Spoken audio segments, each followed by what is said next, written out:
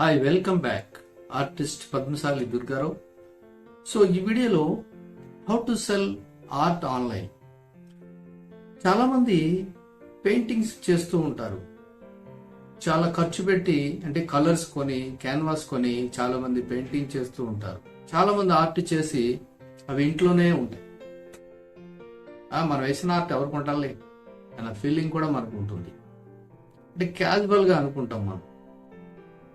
కానీ ఒక్కొక్కసారి మనం వేసిన ఆర్ట్ అది వాల్యూ చాలా చాలా ఉంటుంది. కానీ అది మనకు తెలియదు. ఆర్ట్ ఆక్షన్స్ జరుగుతూ ఉంటాయి. ఆ న్యూస్ లో ఏమేస్తారంటే ఒక పెయింటింగ్ 200 కోట్లు 300 కోట్లు, అది మన ఇండియన్ కరెన్సీలో అయితే, అదే డాలర్స్ లో చూస్తే మిలియన్స్ లో పోయింది అని చెప్పి వేస్తూ ఉంటారు. నేను కూడా కళ్ళు తేలేసిన రోజులు కూడా ఉన్నాయి. ఆశ్చర్యపోయాను. నిజంగా ఒక పెయింటింగ్ వాల్యూ అంత ఉంటుందా అంటే ఉంటుంది. సరే, ఇదంతా మాకెందుకులే, మేము వేసిన పెయింటింగ్ అమ్ముకోవాలండి, అది చెప్పండి చాలు అని అంటారా? మీరు వేసిన పెయింటింగ్ ఫస్ట్ ఒక స్టైల్ అంటూ ఉందా? ఈ పాయింట్ గుర్తుపెట్టుకోండి. మీరు వేసిన పెయింటింగ్ మార్కెట్లోకి వెళ్ళాలంటే ఒక యూనిక్ స్టైల్ ఉందా? ఫస్ట్ అది చూడండి. ఆ స్టైల్ ఉంటే అది సేల్ కోసం ఎలిజిబిలిటీ ఉంటుంది. యూనిక్ స్టైల్ అని ఎలా తెలుస్తుంది అనంటే, చాలా మంది హాబీ ఆర్టిస్టులు కానీ లేదంటే సెల్ఫ్ థాట్ ఆర్టిస్టులు కానీ ఏం చేస్తారంటే, ఫస్ట్ కాపీ వర్క్ చేస్తారు. ఆ కాపీ వర్క్ నాదే అని చెప్పుకుంటారు. అలా చేసిన యూనిక్ ఆర్ట్ ఎలా అవుతుంది? మీ ఓన్ స్టైల్ ఎలా అవుతుంది? అది సో అవదు కదా. మరి అప్పుడు మీరేం చేయాలి? మీ ఓన్గా మీరు వేయాలి. మీకంటూ ఒక స్టైల్ రావాలి. అప్పుడు అది మార్కెట్లో వెళ్తుంది. అంతేగాని రాజా రవివర్మ పెయింటింగ్ చేసేసి ఇది నాది అంటే, సో మీ ఓన్గా మీకంటూ ఒక స్టైల్ వస్తుంది. అది యూనిక్ స్టైల్ అవ్వాలి. అంటే యూనిక్ స్టైల్ అని ఎందుకంటున్నాం అంటే, ఎవరు ఇంతకుముందు అటువంటి పెయింటింగ్ చేసి ఉండకూడదు. మీకంటూ కొత్త స్టైల్ ఉండాలి. చూడగానే ఇది పలానా ఆర్టిస్ట్ స్టైల్ అని చెప్పగలగాలి. లేదంటే ఇది డిఫరెంట్ స్టైల్, ఇది ఎవరు చేయలేదు ఇంతవరకు మార్కెట్లో. అప్పుడు ఏమవుతుంది? అది మీ స్టైల్ అవుతుంది. మీరు కావాలంటే చూడండి, ఇప్పుడున్న ప్రజెంట్ ఆర్టిస్టులు గూగుల్లో ట్రై చేయండి. అలాగే సింపుల్ గా మనం చెప్పుకుంటే రాజా రవివర్మ పెయింటింగ్స్ చూడండి. మీరు ఆయనది ఒక స్టైల్ ఉంటుంది. అలాగే ఎంఎఫ్ హుస్సేన్ ఆయనది ఒక స్టైల్ ఉంటుంది. సో ఆ స్టైల్ మీకు ఉందా లేదా ఫస్ట్ చూసుకోండి. ఓకే, ఒక స్టైల్ చేశారు, ఇది ఎవరిది కాపీ కాదు.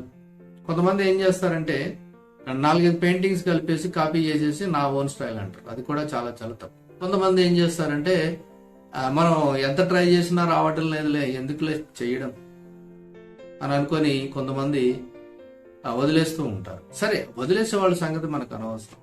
ఫస్ట్ మీకంటూ ఒక స్టైల్ వచ్చిందా? అది మీ స్టైల్ అవుతుంది. ఫస్ట్ ఇది బాగా గుర్తుపెట్టుకోండి. ఓకే, వచ్చేసింది, బాగుంది, మీరు చేసిన పెయింటింగ్ బాగుంది, ఒక స్టైల్లో వేసేశారు అని అనుకుందాం, బాగానే ఉంది. మరి దాన్ని అమ్ముకోవాలి. దాన్ని అమ్మాలంటే ఎలా? ఫస్ట్ మీరు మీ ఫేస్బుక్, మీ ఇన్స్టాగ్రామ్, సోషల్ మీడియాలో, వాట్సాప్లో మీరు ఫస్ట్ దాన్ని కొంతమందికి చూపించండి. అంటే మీ ఫ్రెండ్స్కి కానీ మీ రిలేషన్స్లో ఎవరన్నా ఉంటే వాళ్ళందరికీ చూపించండి. చూపించి ఎలా ఉందో చెప్పమనండి. చెప్తారు వాళ్ళు. ఎందుకంటే వాళ్ళ వేలు వాళ్ళు చెప్తారు. మీరు పాజిటివ్గానే తీసుకోండి. ఓకే, మీకు పాజిటివ్ రెస్పాన్స్ వస్తుంది, తప్పకుండా వస్తుంది. ఎందుకంటే ఇంతకుముందు మీరు ఎప్పుడు చేయలేదు, కొత్తగా చేశారు కాబట్టి మీకు అప్రిషియేట్ చేయడం, లేదంటే స్టైల్ బాగుందని చెప్పడం జరుగుతుంది. అప్పుడు దాన్ని మీరు ఏం చేస్తారు? మీ ఓన్ స్టైల్గా పెట్టుకొని అప్పుడు అదే స్టైలు మీరు చేసుకుంటూ వెళ్ళండి. ఇలా 4-5 వర్క్ చేశారు అనుకుందాం. మీ దగ్గర ఒకటే స్టైలు, డిఫరెంట్ కలర్స్ యూజ్ చేసి చేశారు అనుకుందాం. ఒక స్టైల్ ఉంది. ఎగ్జాంపుల్, నేను ఒక స్టైల్ చేస్తున్నాను అంటే నాదొక స్టైల్ ఉంది. ఆ స్టైల్లో ఒక పెయింటింగ్ చూపిస్తాను. సో చూసారు కదా, నేను కూడా రకరకాల ప్రయోగాలు చేసి చాలా కలర్స్ కానీ క్యాన్వాస్ కానీ పాడు చేసేసి వేస్ట్ చేసి ఇక రాదులే మనకి అని నేను ఎప్పుడు కూడా నిరుత్సాహపడలేదు. వేస్ట్ అయితే అయినాయి. నాకు ఆర్ట్ అంటే చాలా ఇష్టం. నేను ఆర్ట్ లవర్ని. సో తప్పకుండా నేను ఒక స్టైల్ రావాలి అని చెప్పి రాత్రి పగలు బాగా ఆలోచించి రాత్రి పగలు ప్రాక్టీస్ చేసి సో నేను ఒక స్టైల్కి వచ్చాను. నాకు ఇది చాలా స్టైల్ చేశాను నేను, కానీ ఫైనల్గా ఓకే ఈ స్టైల్ ఎవరు చేయలేదు, సో నా స్టైల్ అని నేను ఫిక్స్ చేసుకున్నాను. ఎప్పుడైతే నేను డిసైడ్ చేసుకున్నానో దీన్ని సేల్ చేయాలంటే ఎలాగా, నేను కూడా ఫస్ట్ స్ట్రగుల్ అయ్యాను. ఎవరు కొంటారు మనం వేసిన పెయింటింగ్స్ అని ఆలోచించాను. సో చాలా మందికి చూపించాను, చాలా మంది అప్రిషియేట్ చేస్తారు, ఓ సూపర్, ఎక్సలెంట్, నైస్ అని ఇలా మన కమెంట్స్ చెప్తూ ఉంటారు. బాగానే ఉంది, కానీ ఎవరు కొంటారు అవి? సో ఇప్పుడు ప్రజెంట్ సిచ్యువేషన్ ఎలా ఉందంటే చాలా ఆర్ట్ సైట్స్ ఉన్నాయి, వాటిలో మనం అప్లోడ్ చేస్తే సమ్ కమిషన్ వాళ్ళు తీసుకుంటారు. అది కొంచెం ఎక్కువే ఉంటుంది, మినిమం 33 అబౌవ్ ఉంటుంది, అంటే 33% నుంచి 40-45 దాకా తీసుకునే సైట్లు చాలా ఉన్నాయి. ఆ వెబ్సైట్లో మీరు రిజిస్ట్రేషన్ చేసుకొని మీ పెయింటింగ్స్ని మీరు అప్లోడ్ చేస్తే వాళ్ళకి నచ్చితే ఓకే చేసి వాళ్ళ సైట్లో పెడతారు.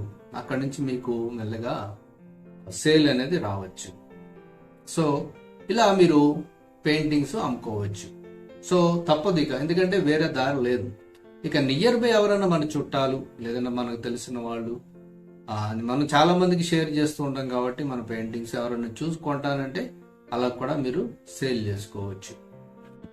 సింపుల్గా చెప్తాను, మనం ఒక ప్రోడక్ట్ తయారు చేస్తాం మన ఓన్గా, దాన్ని మార్కెట్ చేసుకోవాలంటే మరి మనమే దాన్ని ఎలా చేయాలి ఏంటి అనేది ప్లాన్ చేసుకోవాలి. సో పెయింటింగ్ అనేది ఒక ప్రొడక్ట్, ఆర్ట్ అనేది ఒక ప్రొడక్ట్. ఆ ప్రొడక్ట్ని మీరు చేసుకున్న తర్వాత దాన్ని సేల్ కూడా ఎలా చేసుకోవాలి అనేది కూడా మనం ఆలోచించాలి.